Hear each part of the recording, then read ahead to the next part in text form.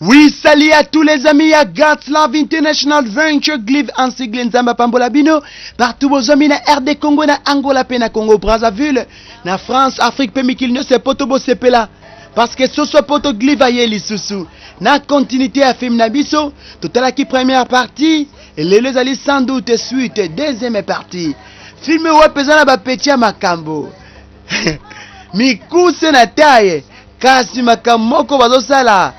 Hey, batu ya mboka bakosenga abandon. E kozala boni, landa ba actrice ya belo kola pêche sozo commerce chose dans la film bango. Alors jouer na kombo ya Eriri, Chinedu ike diese.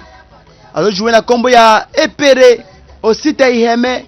Alors jouer na kombo ya Tanka et Francis Nsou azape na film bango également avec Max Smith Ochendo. Oyo Pasteur Faya na film na biso la na titre film na bokebi nyonso Magic Bible Season 2 Bible magique deuxième partie